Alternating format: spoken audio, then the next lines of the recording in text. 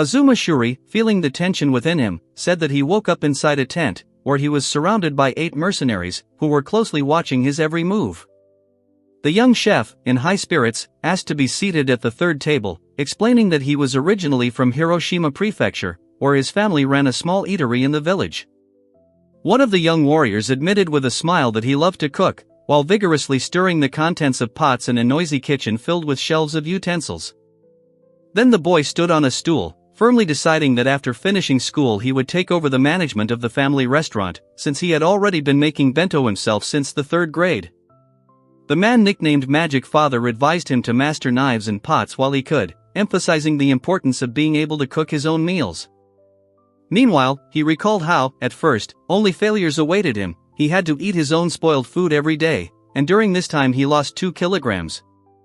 The young man was embarrassed by his constant mistakes and did not dare ask his father for help, but he still bought a cookbook and, on the advice of friends, began to repeat the recipes from it. Soon, by the time he entered high school, he had mastered the entire home menu, preparing Japanese, Western and Chinese dishes, as well as simple desserts, gradually finding real pleasure in it. After graduating from high school, he admitted to himself that what he wanted most was to work side by side with his father every day in the family diner. Then he listened attentively to the masked figure who offered to thoroughly teach him the craft and advised him to start from the basics if he really intended to work after graduation. The boy explained that, as the owner's son, he had no pocket money or any privileges. He got up at 5 in the morning to prepare food and wash dishes until late in the evening, while his father passed on all the skills to him. After finishing school, he was told that it was time to train elsewhere, and the boss himself added that he had already arranged an apprenticeship for him in Tokyo. The young man listened to the instruction that here he had already received everything possible, and now he must go to the capital to comprehend what he could not find at home. With a backpack over his shoulder, he left his home building, remembering how his father personally sent him on his journey, entrusting his education to Tokyo. All the paperwork was completed, the contract was finalized, the room was officially assigned, and he no longer had the right to back out of the decision he had made. The narrative then noted that in the spring, at the age of 18, he began his studies in Tokyo, against the backdrop of streets where modern buildings stood side by side with ancient ones. He worked tirelessly in the training restaurant from early morning until late at night, 6 days a week, and spent his only day off in the best establishments of the capital, honing his taste. Meanwhile, the young chef reasoned that although many considered such work to be exhausting, it was not a burden for him, because he sincerely loved cooking. After 2 years, the mentor said that he could no longer teach him anything, since the student had mastered all the necessary skills. He soon recalled that in the spring, when he turned 20, he returned to Hiroshima to become the head cook at a family diner, and the woman who saw him off waved to him. On the busy platform, people were rushing to take their seats on the shiny, high-speed train, and the narrator noted that up to this point, everything had been going as usual and calmly as usual. He was about to take the Shinkansen home, but from that very moment his life was about to change dramatically. The young warrior recalled how he had stumbled and had not managed to board the train, and his eyes had opened wide in shock. Then the boy's vision became clouded with darkness, his fall accelerated, and soon he lost consciousness. Waking up in an unfamiliar place, he was confused as to where he was, and this marked the beginning of his second life as Azuma Shuri. Meanwhile, one of the mercenaries noticed the awakening and commented on it, while another noticed the warrior's armor and asked about the strange attire. Shuri wondered if the armor was just a costume for a performance or a paraphernalia for game lovers. After this, the warrior in armor stood next to the naked man lying on the table and explained that he was found alone in the camp without a single thing. The mercenary asked if the camp belonged to his squad and if he was alone there, while the other one inquired if the stranger had retained any memories. The young man then tried to collect his thoughts, feeling that his words were getting jumbled, and the blond man in armor said that they were in the hilly lands of Lindbell. The mercenary asked again about this land, and his interlocutor, hesitantly, apologized and clarified whether they really were in Lindbell. After this, another warrior explained that Lindbell was a hilly region in the west of the Sabral continent. Shuri wondered if the meaning of the word region itself was different here, and wondered if he was speaking Japanese or an alien from another world. Soon one of the soldiers reported that the found child had come to, and the captain invited everyone to go inside. The young man wondered if these people were rehearsing a theatrical performance or perhaps they were an idol group. Meanwhile, his attention was drawn to the colossal axe in the hands of the armed warrior, and he doubted that such a weapon could be real. The mercenary asked him about his name, calling him a lost boy, and he excitedly replied that he was Azuma Shuri. After this, the warrior introduced himself as the head of their squad and clearly stated his name. Shuri wondered if they were talking about real mercenaries or an idol group, and his interlocutor was perplexed as he tried to understand what he was talking about. The warrior soon agreed to clarify the situation after the woman noted that the boy might have hit his head, and another from the camp recalled how he suddenly collapsed right in the middle of the clearing. Shuri asked if he still had his memories, and then the magic father explained that his mind had been clouded. He had wandered for a long time until fatigue had knocked him down. The young warrior hesitantly admitted that he had suddenly found himself there, and another mercenary, in a harsh tone, demanded to know the place from which he had come. The young man asked again where exactly this region was, and Shuri, hesitating, said that he was from Japan. The boy then asked if this was Japan, and the fair-haired warrior explained that Japan was indeed an island nation, after which the dark-haired girl suggested that he might have come from another continent. He suggested that they stop making pointless guesses, but someone else firmly stated that they were in the Rinbora Hills, not Japan. At that moment, Shuri felt a shock, realizing that the continent of Sabreu in Japan did not exist, and tried to comprehend what was happening. Meanwhile, one of the mercenaries advised the man in the white shirt not to overexert himself and to rest, reminding him of the exhausted and dirty state in which he was found. The warrior then explained that they were a mercenary group and cheerfully noted that he himself had cleaned his body, which caused Shuri to react in surprise. Another explained that there was a war going on and hoped that everyone understood the seriousness of the situation, and Shuri and Sakura listened to him attentively. The conversation soon became tense. One stated that the stranger could not be trusted and that it was dangerous to leave him, and the other demanded confirmation of this position. The warrior looked worried, thinking that if what was said turned out to be true, the consequences would be dire, while the others stood around. After that, he said hesitantly, I would be very happy if you subscribed to the channel, liked and wrote a comment, rating this manga on a scale from 1 to 10. Your opinion is very important to me. This will help me better understand what my audience is interested in, because you are really important to me. That he could very well seem like a spy, and tension and anxiety could be seen in his eyes. One of the mercenaries noted that they could not mindlessly harm the locals, otherwise the nearby villages would turn against them. The girl demanded honest answers to all questions for their safety, adding that she herself did not consider him a spy, but the truth was still necessary. Then one of the warriors promised to send him home safe and sound if he succeeded in completing the task, and Shuri listened with inner excitement. He looked worried and swore not to lie, while at the same time tormented by the question of how everything could have turned out this way. Afterwards, Shuri introduced himself as a 20-year-old native of a rural area in Hiroshima Prefecture and delivered the information calmly. However, the warrior replied that he had never heard of such a prefecture and demanded a more detailed explanation of what Japan was. Someone remarked that he looked like a teenager, whoever he was, and Shuri was quick to retort that his face simply naturally appeared too young. He soon reiterated that he was telling the truth and insisted that he had indeed come from Hiroshima Prefecture in Japan, without himself understanding why he had ended up there. The girl asked him if he considered himself a foreigner, and he asked again if she was implying that he was an outsider, and they both looked tense. In the tent, the warriors stood wary, and nearby, 3 exchanged serious glances, and one handed a cigarette to the blonde. She silently reflected that even she herself, being a participant in the events, was unable to explain them, while the other acknowledged the logic of her words, but added that it was impossible to understand what was happening.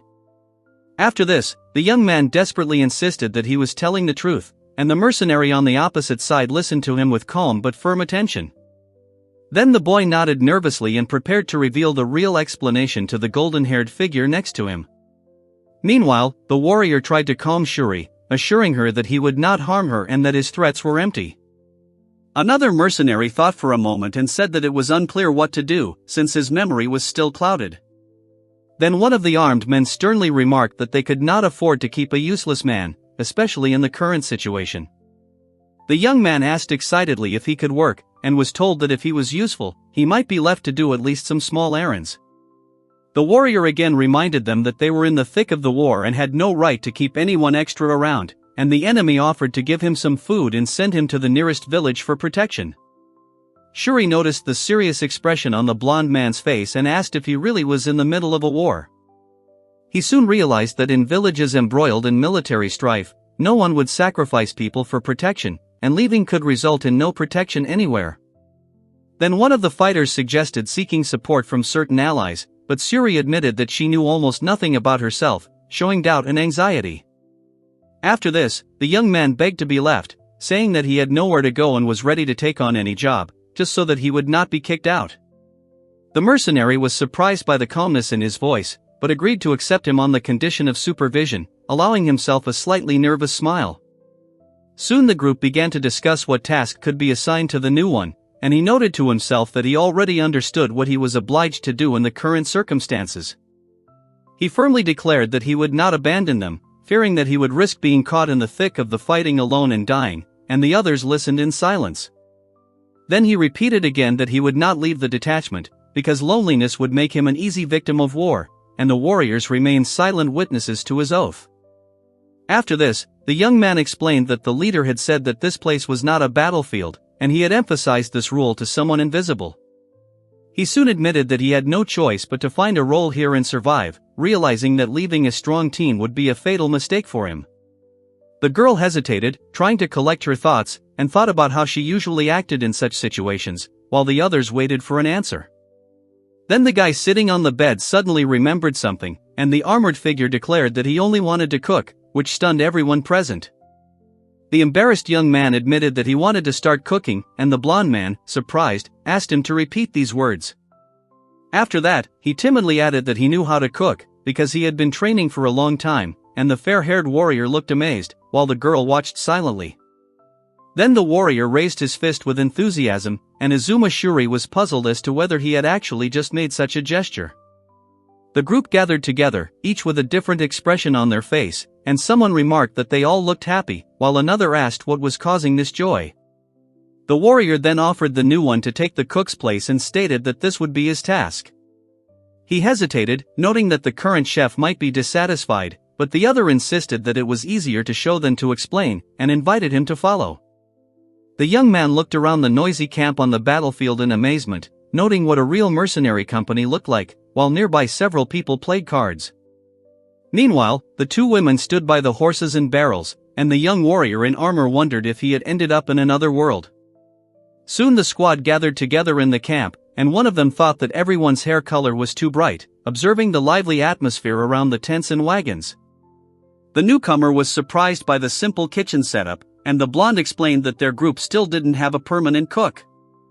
The warrior admitted that they didn't have a cook because none of the specialists wanted to go to the battlefield, although he tried to hire someone. Then Shuri admitted that she had to rely on these people for now, and the mercenary advised her to work in the city, in a tavern or canteen, where it was safer. After this, the warrior added that they cooked in turns, but the food was barely edible, and the others listened to him without any enthusiasm. The group discussed their low culinary skills and their desire to boost their morale with good food, but someone reminded them that they would soon be going into battle. The warrior then declared that if the newcomer prepared a dish that would make him say delicious, he would be officially accepted as a cook. The young man confidently confirmed his understanding and asked what exactly he should prepare, standing among the bags and boxes. The girl began listing kitchen tools, and then named the products: onions, carrots, potatoes, flour, butter, and at the end she mentioned milk, cheese, salt and pepper. The warrior soon explained that since the beginning of the war, which had been going on for 3 months now, food supplies had been reduced to a critical level, and therefore they intended to end the battle tomorrow. Before the fight, he wanted to eat, but the previous cook waved his hand, saying that it was impossible, and finally gave up. The young warrior was then asked to prepare the dish himself, using the ingredients he had on hand, and to prove his skills as a test. He thought about the serious responsibility that had been placed upon him and clearly felt the weight of the task ahead. Soon they looked into the empty food storage rooms and began to discuss what dish they should prepare, one even asking the other for advice. The young man confidently announced that he would make a creamy stew, and the warrior next to him repeated the name doubtfully and confusedly. Then Shuri asked him if he was familiar with creamy stew, addressing Gangrev directly. At the tents, the warrior pondered the unfamiliar dish, noting the strangeness of the situation and wondering that, despite everything, they could communicate freely. Meanwhile, the young man was thinking about how unusual it was that different races spoke the same language, and was looking at familiar foods, trying to figure out where he had ended up.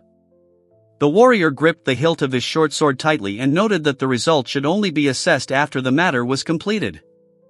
The young man noted that the tools looked unusual, but were quite useful, and with determination he began preparing the creamy stew. He explained that they didn't have consommé or soy sauce, so they would have to make a stew without the usual base.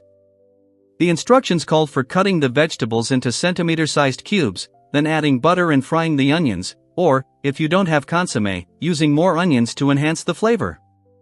After this, the remaining vegetables had to be added in a certain sequence and also lightly fried. The young man explained that cooking time depends on the type and size of the vegetables, and the blond man asked if the order in which they were placed was really that important. The warrior explained that for a harmonious taste, it is natural to pay attention to the order in which ingredients are added. He then carefully poured milk into the fried ingredients and sprinkled flour on top to continue simmering the mixture. Shuri noted that the stew should remain white because it was creamy, but the warrior doubted that the soup was too light, asking them to wait. The young man hesitated a little, but the girl calmly ordered him to season it with salt and pepper, and then put the sliced cheese into the pan. Soon a steaming pot of stew appeared on the table, along with an invitation to sample the dish, signifying the completion of the cooking. The warrior looked at the whiteness of the stew with disbelief, comparing it to his usual soups, but the young man insisted that this was exactly how a creamy stew should look, gently offering to try it. The warrior doubtfully said that he did not understand the essence of this creamy dish, and Shuri ordered him to stop complaining, holding a bowl and spoon in her hands. Then the boy nudged him to try the food, and after some hesitation he finally took a spoonful, his eyes wide in surprise as the boy watched in excitement. Shuri watched in amazement as Gangrev ate greedily straight from the spoon, while the warrior and Sakura stood behind him, watching the proceedings with curiosity. Meanwhile, he was eating the stew greedily, while in the background, 3 girls were watching with surprise and interest. The young man enjoyed the hot dish, his face flushed slightly and his eyes closed in pleasure as steam rose from the bowl. Off to the side, a group of people, a man with glasses and a woman with long hair, watched the scene out of frame with expressions of shock and alarm. When the bowl was empty, the warrior awkwardly turned to the armored figure, who enthusiastically asked for more. Someone has noted that the whiteness of this soup or stew is questionable, as its appearance is too unusual. The squad in armor and cloaks discussed the taste and smell of milk, noting that the taste was noticeable, but the usual milky aroma was missing. After this, the warrior sighed with relief, finished his meal and eagerly asked for another bowl, while the others watched him with different expressions on their faces. He pondered the meaning of the test and quickly apologized for his awkwardness, while Shuri listened attentively. The warrior then happily congratulated him on his successful result and encouraged him to prepare another outstanding dish. He admitted with relief that he had finally received a decent meal, and the boy responded quietly, also feeling calm. The warrior then happily noted that, although the lack of meat was a bit disappointing, the tasty vegetables in the stew more than made up for it. He asked about nutrients, and Shuri explained that vegetables were necessary for balance, not just meat. The young man was surprised that no one really knew this, and then added that it would not be surprising if such information was new here. The warrior listened attentively as the boy explained that nutrients were essential for the body's health and could be compared to fuel. Then the warrior suddenly asked if the girl was a doctor, and she remained embarrassed and silent while the dark-haired woman stood nearby and watched. The young man replied that he was not a doctor and did not know how to treat illnesses, but he always looked after his health through properly prepared food. The warrior soon wondered if he belonged to any nation as a food doctor, but Shuri objected, deciding that he was not associated with any country. The warrior enthusiastically approached Shuri with a request to stay and work here, and she listened to him with a slightly anxious expression. He then announced the acceptance of Shuri as their cook and urged everyone to eat their fill to restore their strength, while attentive listeners gathered around the camp. The warrior shook his hand warmly, expressing hope for cooperation, and Shuri awkwardly agreed and asked him to take care of him. At this time, the soldiers in armor shouted a call to attack, raising their swords and shields, and declared their right to the land. The knights in armor rushed to the walls of the fortress, and their leader on horseback called upon them not to waver and ordered that the evil invaders be brought to a bloody end. Meanwhile, the continent of Sabrea was engulfed in chaos, armies fought everywhere, and every state burned in the fire of endless wars. The narrator noted that various rulers, striving to become the supreme master of the continent, tried to prove their right to be called the true ruler in this troubled era. The battlefield was filled with the ringing of swords and the striking of spears, the air was cut by arrows and stones, and nearby magic and sorcery sowed bloody carnage. The narrative then reflected on the futility of human life in the face of the endless thirst for wealth and glory, where people killed, stole, and fought for survival. After this, it was mentioned that it was precisely because of the perpetual state of war that mercenary craft became a profitable business, and fighters in helmets and armor stood ready for battle. The warrior struck at the enemy, claiming that this was their land, and the latter, raising his defense, acknowledged his words with caution. He then furiously warned them not to dare to appear there again, while the crowd behind them watched with mixed feelings. The warrior introduced himself as Gangrev and said that he used to lead a gang in one of the cities. He reminisced about his leadership, noting that their special talents helped them survive, even though their childhood friends committed crimes such as murder and arson. In battle, he swiftly parried the blows of several blades, then deftly knocked the weapon from the knight, leaving him in horror. After this, he calmly explained that he had mastered knightly fencing only by observing, and his opponent looked at him with disbelief and shock. Gangrev added that as soon as he saw or heard something, he remembered it forever, be it literacy, arithmetic, or knowledge of the world.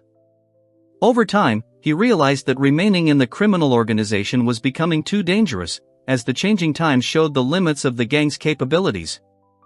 He then explained that he had left the city with his comrades and founded a mercenary company, confident of success, although he had started with only 8 talented fighters. At first, their group acted in a coordinated manner, but as their numbers grew to almost 100 people, the first difficulties began to appear. The narrator noted that the first difficulties began with the payment of wages, then expenses for weapons and equipment were added, as well as expenses for feed for horses and replenishment of food supplies. He explained that mercenary troops, by their very nature, require constant money, because nothing comes for free, everything has a price, while the young fighter ate silently at the table. The warriors sat around, dissatisfied, because the cook's food turned out to be frankly disgusting, and gradually this began to spoil their mood and undermine their strength. Then, after long days of heavy marching food, the men spent all the coins they had earned on feasts and drinking parties in taverns, as if making up for their meager rations. Meanwhile, the armored figure stood next to the weapon, and the narrator noted that Dan Shiken's detachment continued to suffer from a lack of funds and was unable to properly purchase new equipment. In the midst of the bloody battles, the chef remained focused, reflecting that they did not have the resources to attract truly skilled cooks. The young warrior thought that leading a squad was so difficult that at times he wanted to give up everything, and he watched as his comrades trained with blades. However, he understood that his work was not just a way to survive, but something that had a much deeper meaning for him. Then the young fighter stood on a hill, looking at the huge city, and recalled his past as a war orphan, thinking about the future of the country.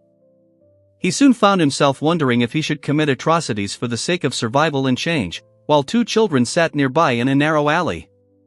He asked himself if it was time to take the wealth away from those who had monopolized everything for themselves and give it to the common people to end this dark era. After this, he fought fiercely on the battlefield, taking the lives of many enemies, but at the same time suffered defeat and humiliation in the chaos of war. Despite everything, he continued to fight tirelessly, not allowing himself to break or give up even in the face of hopeless circumstances.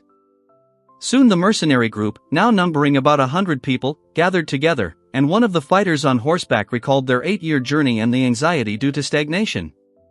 The young warrior reflected on his own abilities, realizing that moving forward seemed impossible, and acknowledged moments of severe despair.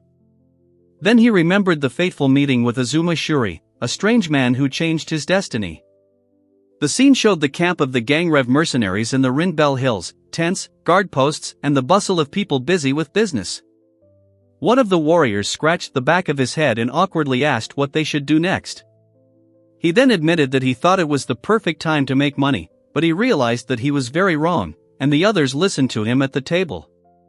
The girl soon noted that this grueling war of attrition was unexpected, while another added that he had been participating in the battle for 3 months already. The mercenaries gathered around the map, discussing the heavy losses and financial risks that threatened the very existence of their company. The conversation turned to tactics. It became clear that the enemy intended to fully mobilize its forces as early as the following morning, depriving them of the opportunity for a direct attack on the open hills of Hiratsuka. Intelligence and Security Commander Kagaya suggested that they retreat, as remaining tied to this battle was an extremely unwise strategy. During the discussion, it was emphasized that continuing actions without clear tactics will only lead to further senseless casualties. The young warrior agreed with the voiced doubts and suggested moving to another section of the front, rather than forcing the exhausted soldiers to rush into battle again. The scene then shifted to Ultros, commander of the 2nd Infantry Battalion and the Punishment Company, whose silhouette with his horned helmet and heavy armor was shown in close-up. The young mercenary approached him and asked if he had any comments, but Ultros remained silent, hiding his emotions behind his helmet. The warrior explained to the others that Ultros was not used to words, preferring to express his intentions through actions, and his interlocutors understood what he was talking about. Then the armored figure made it clear that retreat would be a desecration of the memory of his fallen comrades, and the warrior standing nearby acknowledged his determination to bear the burden for the sake of their sacrifice. The young warrior noted Ultros' internal struggle, while the captain of the Mage Company, Oreos, warned that the squad simply could not withstand the current pace. The armored man countered that retreat was a betrayal of the fallen, and the woman replied that it was precisely his love for them that made him think so. The young fighter explained that their group could act autonomously as a free fighting unit, but the woman added that pride did not equal recklessness. He admitted that Oreos was right, and Sakura added that even their employer would not interfere with them if they decided to retreat. The discussion soon came to the conclusion that in a protracted war the employer would most likely approve of their withdrawal. However, the warrior insisted that they must see the matter through to the end, and firmly rejected the idea of running away, while everyone listened attentively to him at the table. He mused that their unit valued strength above all else, and if they didn't show their strength here, they risked losing allies and becoming the object of ridicule. The armored man warned that the bad publicity surrounding them would seriously undermine their activities, while the young mercenary stood silently among the assembled group. The woman confirmed that he was the leader and there were no objections, and the armored figure nodded, and the dark-haired girl also expressed agreement. After this, they returned to the map and began to discuss the details of the plan, deciding to think everything through completely after the meal. The girl apologetically admitted that there were no competent cooks in her squad, and the bowl in front of them looked completely unappetizing. The warrior reassured the girl, saying that he did not mean to reproach her, but acknowledged that the lack of a cook was indeed a serious problem. He lamented that there was no one in their ranks who could cook well, while Shuri ate silently and the magic father listened with a thoughtful look. The soldiers discussed how entertainment in war was limited to gambling and meals, and that good food could boost morale and strengthen their strength. The warrior blamed himself for the fact that they still didn't have a cook, believing that even if he tried to hire someone, no one would agree to come, when suddenly he was sharply called out. The archer commander, Teg, asked excitedly if Gangrev was here, his gaze clearly expressing alarm and wariness. The young warrior began to stutter in response, and the blond man sharply demanded to know why he had missed the meeting and what he had been doing. At that moment, Sakura insisted that they needed to go with her immediately, and the warrior added with enthusiasm that he wanted to show them something important. The group arrived at the camp, where one of the fighters asked if they were talking about a lost child, causing general surprise. The warrior asked again if this was really why he had been called, and the other admitted hesitantly that it was difficult to explain, mentioning only the lost boy.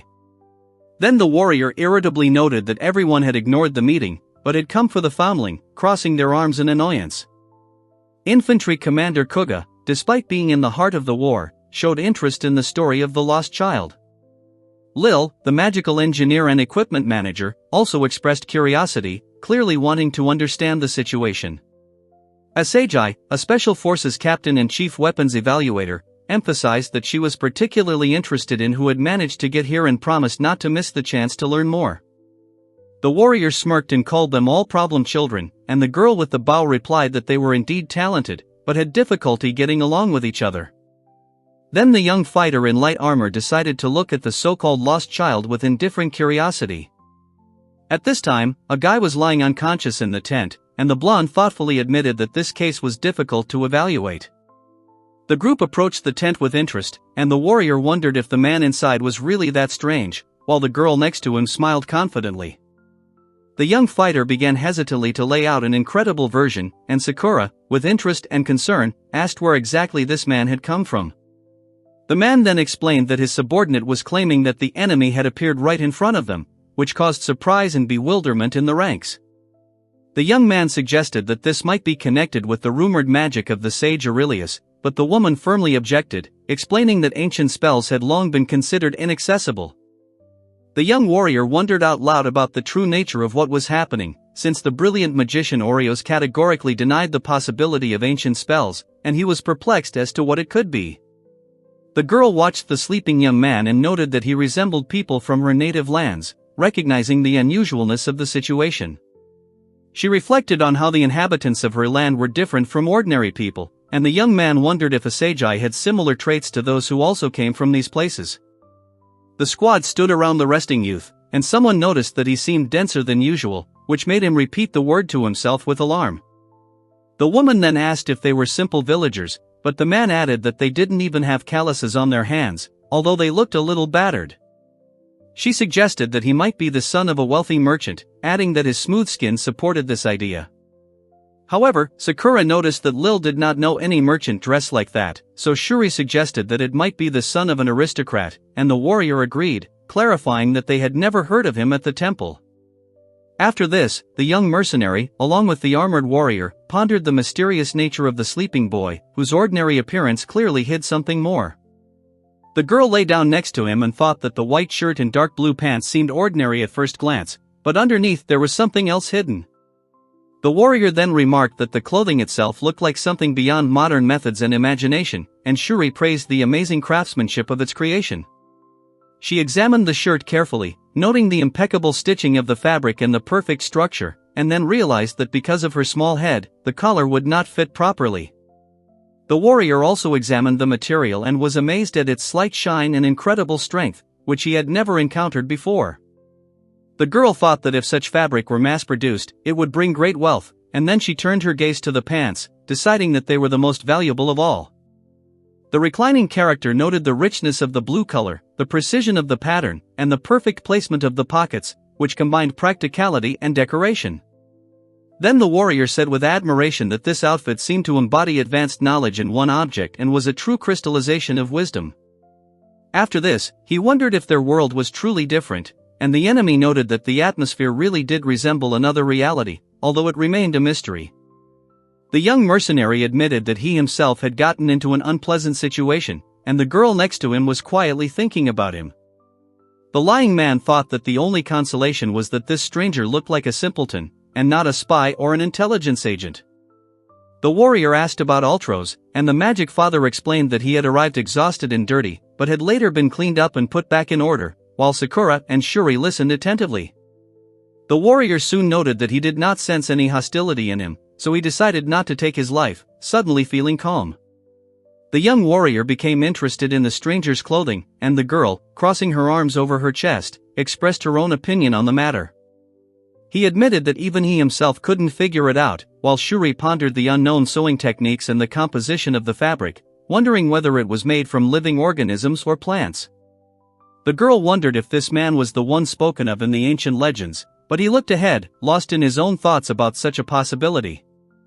She feared that if she let him go, the temple might take him under its protection, but at the same time might silence them, and therefore she felt that it would be wrong to act hastily. The warrior asked if it was related to the temple, but she brushed it off, calling it a trifle, and he decided to clarify the truth with her later. The young warrior woke up inside the tent, and the armored figure ordered the others to wait outside and decided to speak to him directly. He asked in surprise if they really came from an island nation, and Sakura, holding a spear, asked if they had crossed the outer ocean. She expressed doubt that it was possible to cross the ocean. The warrior asked about the existence of another continent, and Shuri admitted that he had heard such rumors, but never confirmed them. The young man thought about the stormy ocean beyond the continent and began to ponder the meaning of the outer sea. The narrator explained that the vast continent was surrounded by dangerous waters filled with ferocious creatures and violent storms, making it nearly impossible to escape. It then became known that the stranger claimed to be a man from another world, which would mean that people originated outside of their own reality. The young warrior thought that the more he thought about it, the more the story stuck, raising doubts about its veracity. The story first referred to him by name, Azuma Shuri, briefly identifying him and showing the concern on his face. He said he claimed to be from Hiroshima, Japan, adding that he was 20 years old, although this seemed unlikely. Sakura was surprised at how he managed to keep his skin so youthful, and admitted that she was amazed that he was older than they were. The warrior pondered what they should do next and said that sending someone back to an unknown homeland was impossible, while Shuri listened attentively. The young fighter noted that they couldn't afford the extra weight, and the armored figure suggested the simplest solution: simply throw him out the door. After the conversation, the young man thought that his new acquaintance seemed straightforward or too simple and did not at all look like a villain. He decided that leaving the man to die on the streets would be wrong, and so he suggested leaving him, giving him small errands as a last resort. Then Shuri begged to be allowed to stay, promising to take on any job, and the two armored warriors listened attentively, and one of them clenched his fist. The squad calmly discussed which unit Shuri could be assigned to, and he listened attentively, noting their surprise at his composure. However, the warrior hesitated when Shuri firmly stated that Lil's unit could not accept anyone who did not have magical engineering skills. The girl was worried that she wouldn't be able to accept him, because her squad consisted only of women, and a man without magical skills would only complicate the work. It was then noted that neither side was prepared to take on a person without knowledge of engineering or magic, and the two girls nearby listened silently. The blonde woman explained that her group was a special forces unit that excluded those who were incapable of fighting, and the warrior reluctantly agreed. After this, they started talking about whether Shuri could participate in frontline battles, but they quickly came to the conclusion that this was impossible for her, as well as for the 2nd Infantry Company. The warrior admitted that his own unit wasn't very effective, then questioned whether Shuri could ride a horse, and she reluctantly confirmed that her group was unlikely to be suitable either, since reconnaissance wasn't their strong suit. He then began to consider his options and suggested that the choice remained between his squad and Tiga's unit, while Shuri considered what he had heard. The warrior doubted that his group was free, but Shuri noted that if the newcomer was proficient with weapons, they could be distributed as ordinary archers.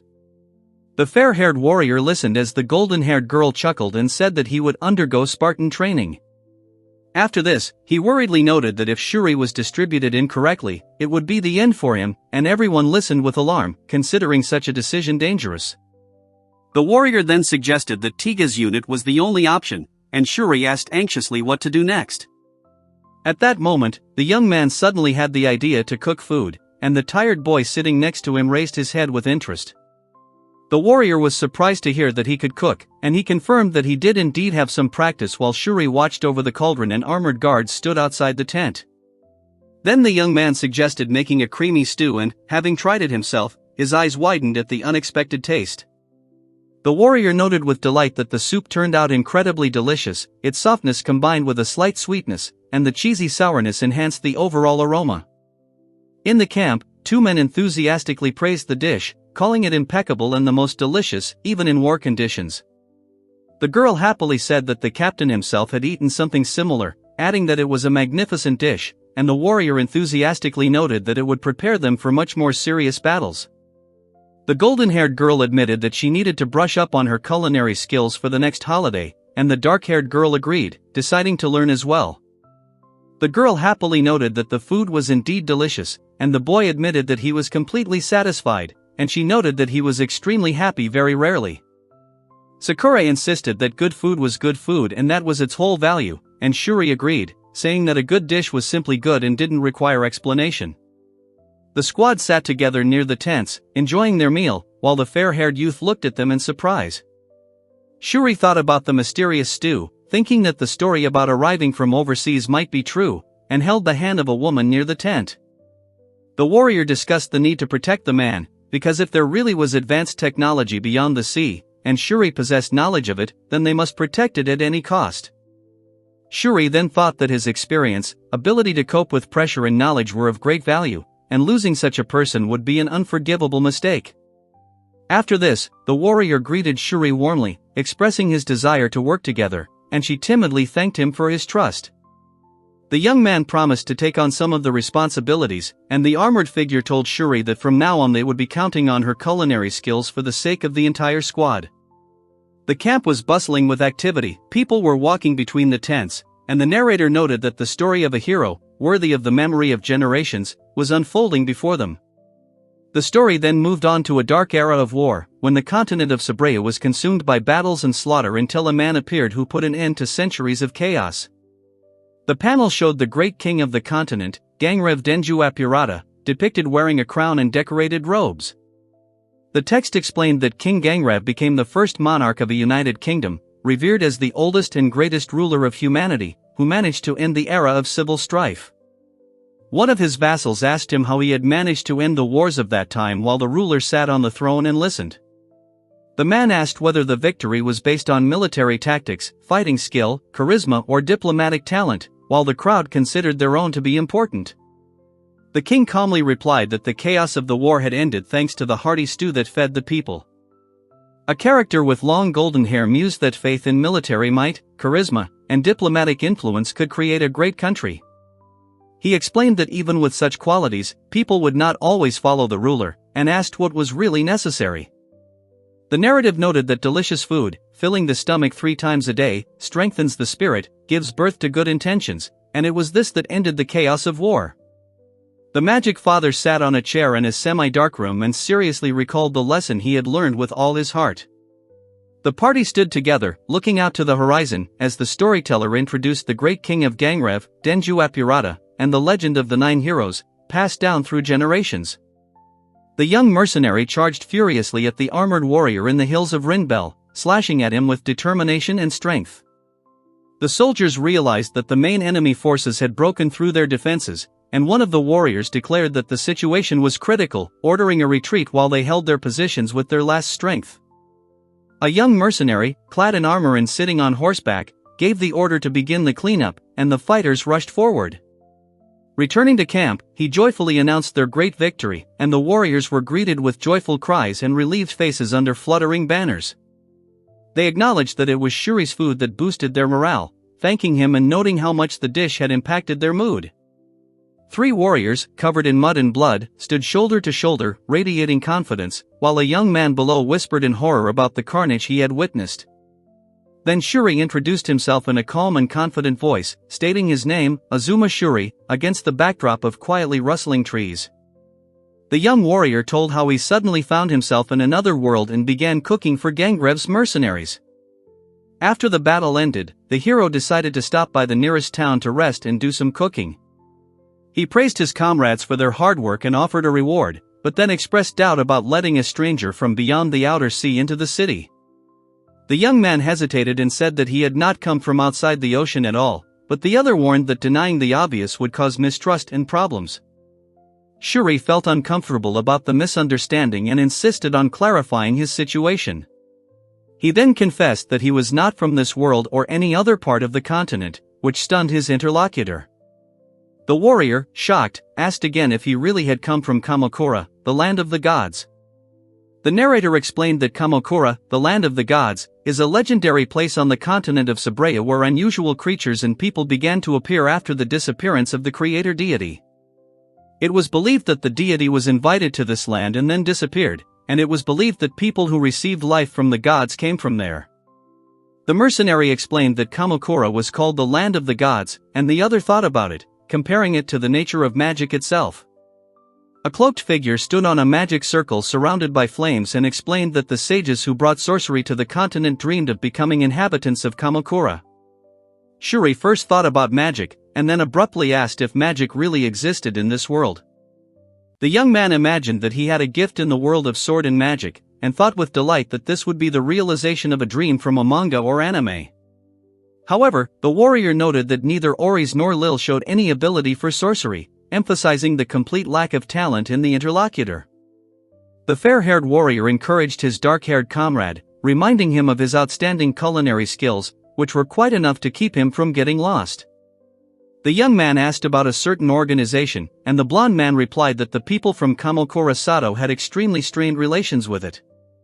The narrator explained that the southern region, known as the Temple, is a religious state comprising many countries, and outside the mainland, its inhabitants are considered a vile existence. The man admitted that he came from another world and warned his interlocutor that the danger could make him a target for purification, causing a shocked reaction.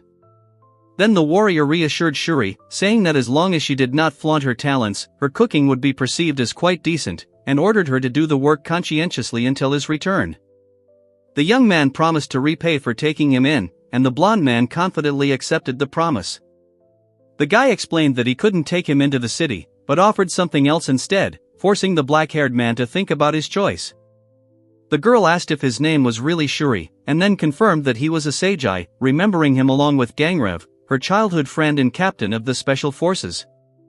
The woman with long golden hair asked with a slight mockery if anyone was interested in Lil's figure, smiling confidently. Shuri awkwardly asked him to stop making such crude innuendos, and Sakura only amused herself, teasing his sincere nature. She noticed that she had already heard about him from Gangrev, and looked straight at her interlocutor. The boy enthusiastically asked for the culinary tools to be prepared, explaining their particular practicality, and the young warrior thought of turning to Lil, who possessed magical devices, for help. Sakura explained that magical craft is the ability to use force to change the shape of objects and imbue them with special properties, noting that she had heard about the unit led by this warrior. She looked over the kitchen utensils, surprised by the need for a frying pan and cutting board, but noted that the kettle was ill-suited for making soup. The boy explained that food needed to be kept clean, pointing out one item as portable and easy to clean, while the girl noted that most of the supplies were unusable and unsuitable for work.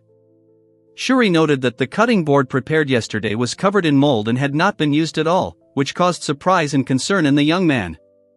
The girl, clutching a piece of paper in her hands, felt a surge of enthusiasm, then enthusiastically climbed onto the shelves for supplies, and the boy excitedly asked when she would start, and received an immediate answer. She happily decided to start with a kitchen knife, while the guy behind her thought about materials, metal and wood. The young man was amazed when the girl crushed the strange dark substance in her hands, and he wondered if it was magic, thinking about its power. Shuri explained that mixing metal with magical energy increases its hardness, and the warrior was surprised to admit that research confirmed this fact. The young warrior explained that the metal was mixed with carbon and heated to remove impurities, which surprised the girl, and she asked for clarification on what this meant. The girl demanded an explanation from the confused guy, and he admitted that he didn't know all the details, only noting that the metal contained a lot of impurities. She wondered about different melting temperatures, and he explained that heating helps melt substances with a lower melting point first, and offered to share his scientific knowledge. The young man admitted that his scientific knowledge was superficial, but the girl listened attentively, showing genuine interest in every word. Shuri added that carbon dioxide is released during combustion and explained that the iron used was of fairly high quality, showing a sample to the boy, who listened attentively. The girl carefully examined the piece of iron and noticed that magical crafts on the continent were not yet sufficiently developed, so the metal often contained impurities. She emphasized the need to get rid of them, which surprised the young man, while she concentrated on holding a glowing and smoking object in her hands. The boy asked if these were impurities, and the woman explained that adding carbon would help bind them, and showed him a shining metal ingot. The young man admired the shiny surface of the piece and praised Lil, who smiled shyly and admitted that her skills were indeed good.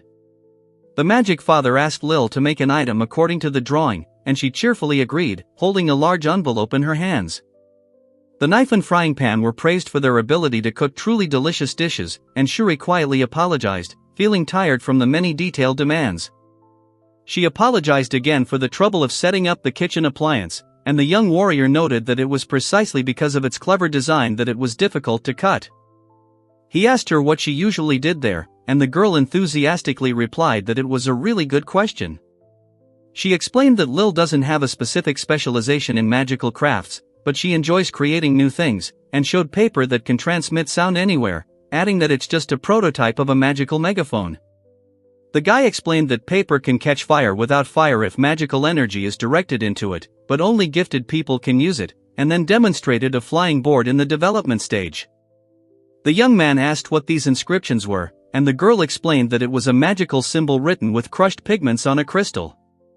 The narrator explained that magical crystals accumulate energy floating in the air, and that recording spells with a special pigment turns objects into tools, defining the role of the master artificer.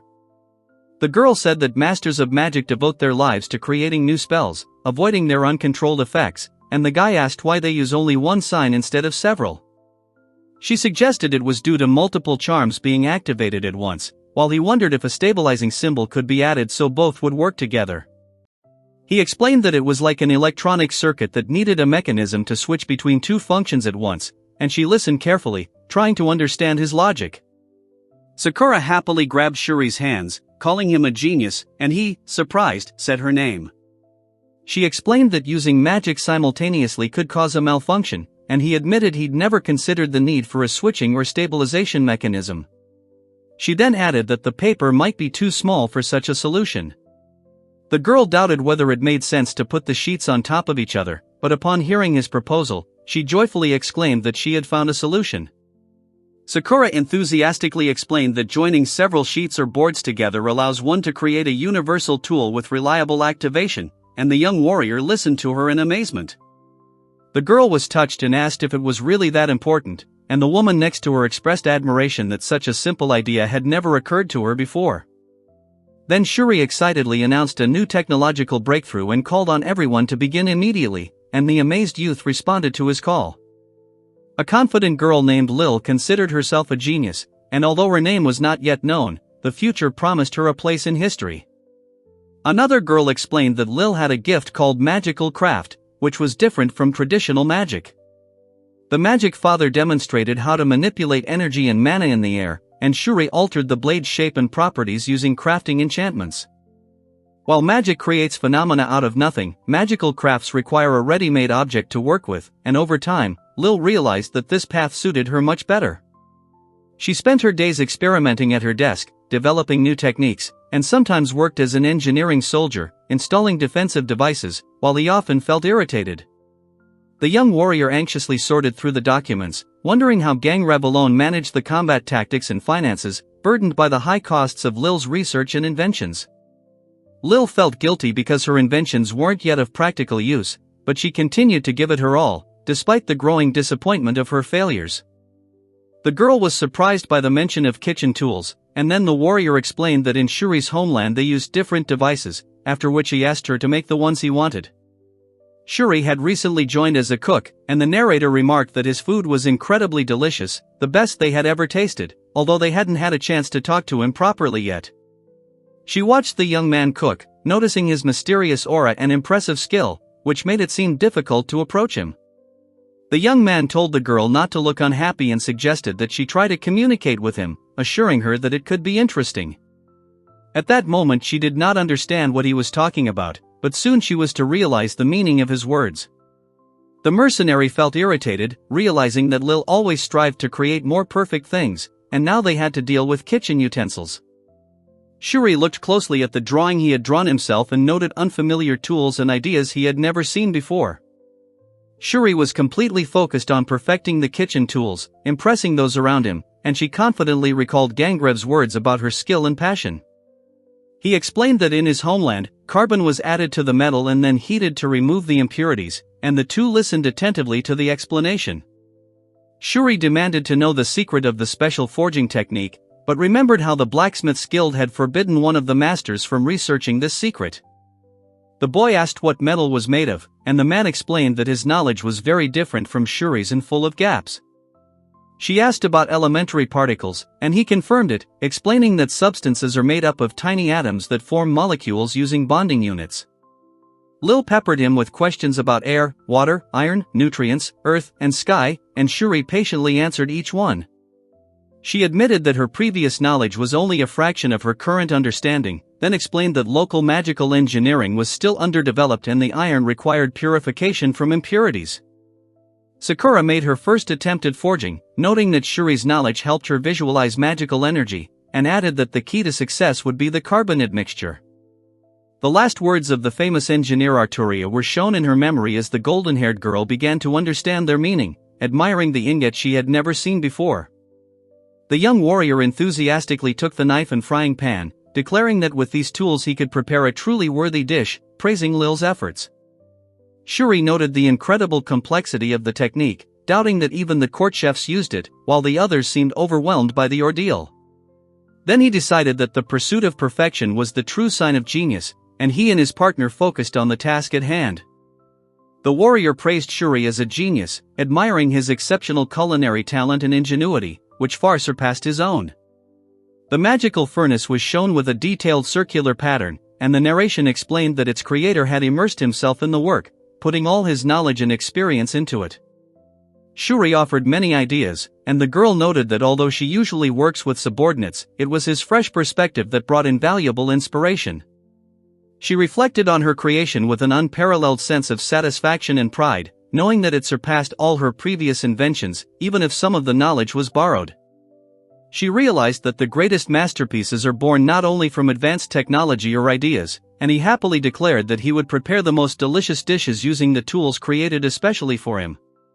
Shuri calmly noted that the tool was made for cooking, not killing, and it would survive the war, becoming part of culture and history, fulfilling Fame Li's dream. Lil was shown researching magical engineering, which she dedicated her life to, with the narrator noting that it was Shuri who gave her the opportunity. She enthusiastically tasted the meat and for the first time felt that it was truly tasty without an unpleasant smell, toughness, or excess fat. She enjoyed the juices of the tender meat spreading across her tongue, and the sauce perfectly suited her taste and further enhanced the aroma. The narrator noted that all of Gangrev's expenditure on spices and seasonings had been worth it, as even the strange-smelling soy sauce turned into an exquisite sauce in Shuri's hands. The young man cooked with a joyful expression on his face, admiring Shuri's culinary skills and his ability to create rare dishes. The young woman calmly explained that by properly combining ingredients, they can be completely transformed into something new and unique. Soon Lil received several requests from Shuri, who explained in detail that he needed tools for food processing, and she listened to him attentively. Sakura readily agreed to help if it would allow her to cook something delicious, and the warrior wondered out loud how Shuri managed to come up with so many ideas. Then Shuri admitted that before, everything often went wrong for him, which surprised her, because for such a master, this seemed impossible. He remembered that at the beginning of his journey he suffered continuous failures, and had to eat all the spoiled dishes himself, since his father was very strict about cooking. Shuri noted that it was this father who became a role model for him, and admitted that the desire to be like him drove him to train and develop his skills. The young chef reflected that creativity and innovation in cooking are born not only from experience, but also from a constant desire to make dishes tastier and daily hard work. The girl proudly showed Shuri her unsuccessful and unfinished inventions, and he only wondered why Lil was wasting her energy on things that turned into useless junk. The young warrior was irritated by the fact that useless tools were piling up and ruining the group's budget, while the girl herself remained satisfied with the current experiments and did not strive for perfection. Lil looked dejected, and the narrator remarked that her pitiful state was a punishment for her. Then someone pointed to a nearby board and said it was quite handy. The guy enthusiastically explained that placing cargo on such a surface protects it from scratches and damage, and heavy items can be transported without effort. The girl flew on the board, and Shuri, amazed, thought that she was a genius, remembering that the board was originally intended only for riding. Shuri looked at the neatly stacked bags on the cart and realized that changing his perspective helped reduce effort and avoid damage, and the guy next to him looked surprised while she thanked Shuri. The girl explained that Lil had thought the instrument was a failure, but Shuri had given it meaning, and then she thanked him. He then began to think about the need to attach meaning to the things he created, and decided to find a use for them rather than write them off as useless, taking the first step toward creating truly meaningful tools. In a wide field, the girl asked what he expected from her, and then offered to show him a new invention, while he reacted with tired skepticism about the next prototype. Sakura confidently presented 2 finished products, explaining that this time they were truly finished, and held one of them out in her palm. The young warrior was stunned when Shuri explained that the explosive stone would detonate 3 seconds after the spell was cast, and immediately a powerful explosion occurred nearby. The young mercenary warned him anxiously that the device could explode right in his pocket, but Shuri calmly assured him that safety measures were in place. He explained that the explosive does not activate while it is held in the hand. The countdown starts only after it is released, and it will not detonate near the owner thanks to the recognition system. The guy added that he had built in 3 functions based on Shuri's comments, and she listened carefully to his explanations. The mercenary was struck by magical spells, and Shuri showed him a signal stone that would ignite the place after 5 seconds, demonstrating the device. On a quiet field, the young warrior began counting down, and suddenly Shuri Azuma summoned a huge flame, surprising the armored man, who doubted his skill as a magical engineer. She explained that the stone can delay activation for up to 2 hours and creates a fire that extinguishes after 10 seconds without leaving a trace, making it ideal for covert operations. The young man promised to allocate funds and entrusted further development to the girl, who accepted his decision while standing above a huge crater. The mercenary was amazed, not believing that such magic appeared so quickly, and Shuri listened calmly nearby. The young warrior noticed the strange object, and Shuri explained that it was a new magic spell, adding a warning that too many engraved charms could lead to a loss of control. The explosive and signal stones had a magical program built on Shuri's concept. It stabilized the flow of energy, activated mechanisms with a touch or word, and prevented overload. The mercenary praised Lil, calling her a genius for such an impressive job, although the girl herself disagreed in her heart, believing that she could not be called a genius. The guy explained that the true talent belonged to Shuri, and Lil was still too inexperienced and neglected training, but from now on everything should change. She pondered the need for persistence and creativity to surpass Shuri, while the young mercenary stood silently nearby in the open air. The narrator introduced Lil Blanche as a heroine who had a huge impact on the future of civilization and culture, emphasizing that many of her inventions, including the stove, survived after many improvements. The panel highlighted her discoveries, communication devices and magical chariots that significantly advanced modern civilization. The young woman, dubbed the mother of invention, was shown working on a machine, and the narrative celebrated her fundamental role in the development of technologies that enriched people's lives even during times of war. Despite her remarkable achievements, she later refused the position of chief magical engineer in the United Kingdom, which was created after her era. Over time, the school grew into a large magical engineering institution with a rich educational environment, and Lil herself founded a private school to pass on her knowledge and continued her own research. A figure stood in front of the luxurious building, and a narrator explained that the school had a rich history and a surprisingly small weapons development department. Sakura mused that her technology was not meant for war, warning that if military developments came to the fore, everything would turn into a war over technology, and the earth would be left scorched and lifeless. The narrator explained that Lil Blanche feared the transformation of war through technology, and her ideals as a great magician still resonate in the modern era. The girl looked out the window as the narration noted that the academy was founded on the principles of using technology for peaceful purposes, and the students gathered outside embodied the spirit of creative ingenuity. She was happily preparing to eat a hamburger, warming the atmosphere around her, with whole stacks of cooked burgers lying nearby, although the true nature of her love for them remained in question.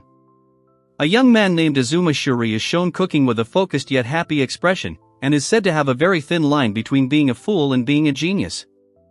The young man remembered his close friend Yamagishi, with whom he had a strong relationship. They both walked together with backpacks on their shoulders and smiled. Yamagishi and Shuri, who had been friends since 3rd grade, maintained a close relationship throughout their school years, even though Yamagishi found his lunches so disgusting that the sight of them made him sick. The panel showed a lunchbox filled with black, sticky, burnt food, described as a real disaster. The narrative noted that week after week, Shuri gradually lost weight, depicted with a worried expression while eating. Surprised, Yamagishi couldn't resist asking if the boy's mother cook was a bad cook or if there was something wrong with him, unable to remain on the sidelines any longer. One character nervously denied using polite forms, explaining that the other was the result of his poor work, while the interlocutor was surprised by the strange politeness in the crowded room. Shuri was at a loss for words, and the girl asked if he had read a cookbook or something similar, expressing bewilderment and slight concern. The mention of the cookbook roused Shuri's resolve, and the cheerful boy thanked him enthusiastically. The next day, Shuri happily promised to share the delicious bento if it turned out well, and the boy animatedly expressed his joy at such a dramatic change.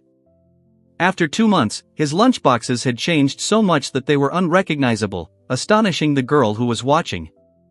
While spending time together, Shuri noticed that he was quite ordinary besides cooking, and gradually they became closer, and Yamagishi began to show interest in her. The boy studied quietly at his desk while other children ran and played outside, and the narrator described him as average in sports and studies. During a school field trip, the adults anxiously discussed Shuri's disappearance, emphasizing that he had been missing since early morning and giving the situation seriousness. The cook mentioned that he had spent time in the kitchen that morning with a child, and someone asked if this child was the same student. After Yamagishi saw the teacher scold the boy harshly, he realized that he was not special at all, but quite ordinary. The scene showed two children at an amusement park, one of them asking what kind of place it was and what they did there, while the other explained that it was a place to play, pointing to a roller coaster and a Ferris wheel in the background. The narrator noted that after entering a nearby high school, Shuri's behavior, which had already improved in middle school, seemed quite normal, and Yamagishi's feelings were finally reciprocated. During class, the teacher announced that they would be running a yakisoba noodle shop at the cultural festival, which immediately caught the attention of Shuri, who was sitting among her classmates. One student excitedly declared that he would make yakitsubu with 5 flavors, recalling how during their first festival, his classmates showed little interest and he had to gather all the ingredients himself. Shuri confidently explained to the group that to sell successfully, the dish had to be unique and available only here, without any compromises in the approach to preparation. After instructing the others to fry the noodles until crispy, Shuri began the process, instructing them to quickly boil them and drizzle them with oil. Among the ingredients she prepared, in addition to Chinese noodles, were butter, pork, shrimp, pak choi, various mushrooms, carrots, green onions, and several sauces, soy, oyster, and sake. First, the hands carefully cut the vegetables and meat into small pieces, then the moisture was removed from the shrimp and the veins were carefully removed. The instructions said to coat the shrimp in potato starch, then fry the meat and vegetables, then return them to the pan, frying the pork and vegetables separately and setting them aside. Cooking continued. Chinese broth, sugar, soy sauce, sake, and oyster sauce were added to the mixture, simmered for 2 minutes, then thickened with starch and finished with aromatic sesame oil. The 5-flavor yakitsobana with sauce was ready, and customers enthusiastically praised it, especially the sauce, making the stall a success despite some minor shortcomings with the noodles. From that year until her graduation, Shuri was given charge of the restaurant twice more, and both times she did a brilliant job, with Yamagishi always by her side. They sampled dishes together, shared food and laughter, becoming truly close friends. She recalled that Yamagishi got into various troubles, and one day he disappeared for a while, going on a solo trip abroad during the summer holidays. Shuri noted his advanced cheating skills and accepted the excuse about overseas gambling, even though she knew it was not available to minors. She admitted that she preferred not to change, and he, lounging on the sofa, confidently said that she would succeed no matter what. The young man admitted that training is hard and sometimes he wants to give up, but he intends to stick it out until the end, no matter what. She recalled how he wanted to make miso from scratch using soybeans, and he admitted that he had made many terrible mistakes along the way. She said that in the end his miso turned out to be even better than the store-bought one, and he listened silently, smiling. The young man said that he would soon go to bed, since he had to leave tomorrow, and listened to a calm greeting on the other end of the line. He ended the call with a smile, saying that they would see each other in 2 years, and there was a confident agreement in response, after which the conversation ended. But after 2 years, Yamagishi never got the chance to meet Shuri again. The story begins in a world beyond Shuri's imagination, introducing Azuma Shuri, a man from Earth, against the backdrop of a bustling train platform. The story then took the reader to another world where Shuri and his companions were gathered together, sharing food and preparing for the coming event.